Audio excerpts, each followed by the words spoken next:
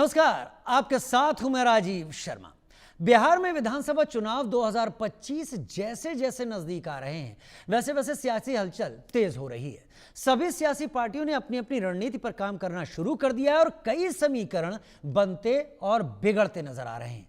ओवैसी की party AIMIM एक बार फिर बिहार के मुस्लिम बहुल सीमांचल क्षेत्र में विधानसभा चुनाव में भाग्य आजमाने जा रही है।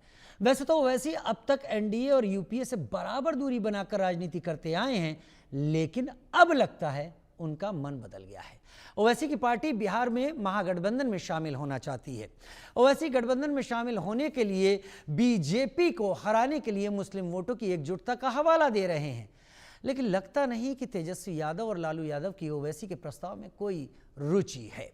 इसलिए इंडिया गठबंधन में शामिल होने की कोशिश नाकाम होने के बाद पार्टी के प्रमुख असदुद्दीन ओवैसी अब नया गठबंधन बनाने की कोशिश कर रहे हैं।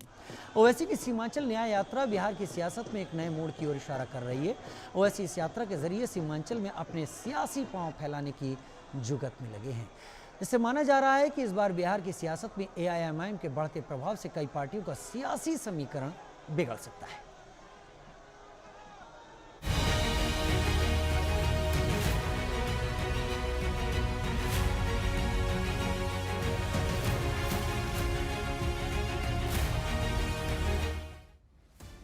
बिहार में चुनाव नजदीक आते ही जात धर्म का गुड़ाभाग शुरू हो गया है। चुनावी गणतज्ञ फिलहाल मुस्लिम वोटों के अर्थमैटिक का नफे नुकसान वाला चैप्टर सॉल्व कर रहे हैं। बड़ी माथापच्ची है। इस अर्थमैटिक का आरजेडी पुराना एक्सपर्ट है और AIMIM नया। वहीं जब नए और पुराने की टक्कर 2020 में हुई तो नए ने बाजी मार ली। मुस्लिम बहुल इलाकों में असदुद्दीन ओवैसी ने अपना असर दिखाया और 5 सीटें जीत ली। तब आरजेडी ने आरोप लगाया कि AIMIM बीजेपी की बी टीम है, वो मुस्लिम वोटों को काटकर बीजेपी को फायदा पहुंचा रही है। वहीं अब AIMIM आरजेडी के इस आरोप को बेबुनियाद साबित करने के लिए इंडिया गठबंधन में शामिल होना चाहता है, लेकिन तेजस्वी ने इसके लिए नो एंट्री का बोर्ड लगा रखा है। AIMIM बहुत ज्यादा सीटें नहीं मांग रही है, वो बस सीमांचल में सीट चाहती है। ये कोई बड़ी डिमांड नहीं है। इससे इंडिया गठबंधन की सीट शेयरिंग में भी कोई खास फर्क नहीं पड़ने वाला। पार्टी के मुखिया ओवैसी का आरोप है कि तेजस्वी अपनी निजी महत्वाकांक्षा के कारण ऐसा नहीं होने दे रहे। वो डर रहे हैं कि कहीं पार्टी की लोकप्रियता से उनकी वोट बैंक की राजनीति खत्म न हो जाए। देखिए, अख्तरुल ईमान साहब ने खत लिखा है, फिर अख्तरुल ईमान साहब ने यहाँ के लीडर ऑफ अपोजिशन को लेटर लिखा है। मीडिया के जरिए हमने इस बात को कहा है कि MIM पार्टी अलायंस के लिए तैयार है। और फिर अख्तरुल ईमान साहब ने अपने आखिरी खत में ये भी कहा है कि हमको अब 6 सीट दे दीजिए। अब ये उनको फैसला करना है। ये नहीं करेंगे तो बिहार की जनता ये देख लेगी।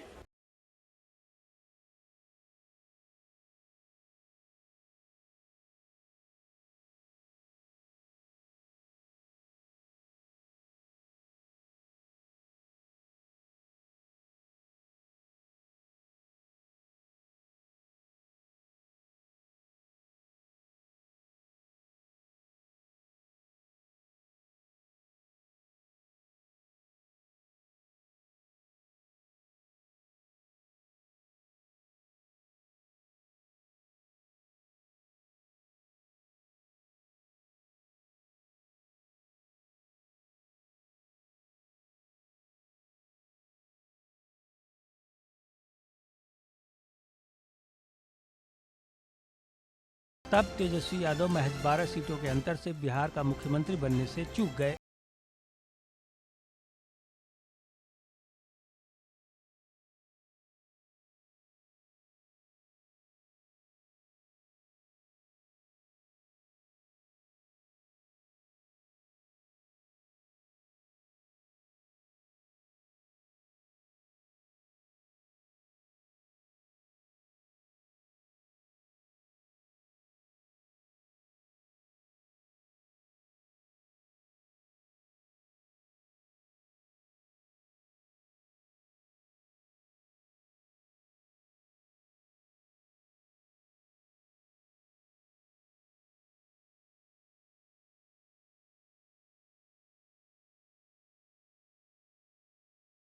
का मुद्दा भी अलग है और नारा भी नया है।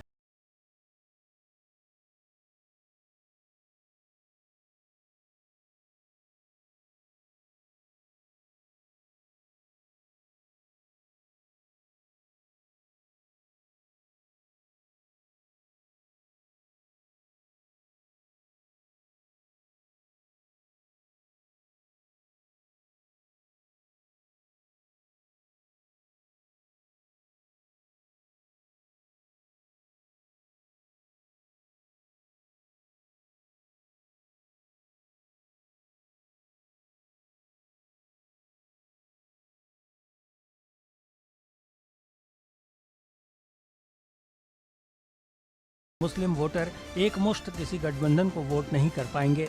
वहीं पिछले 5 से 6 सालों के दौरान मुस्लिम बहुल इलाकों में असदुद्दीन ओवैसी की लोकप्रियता बढ़ी है।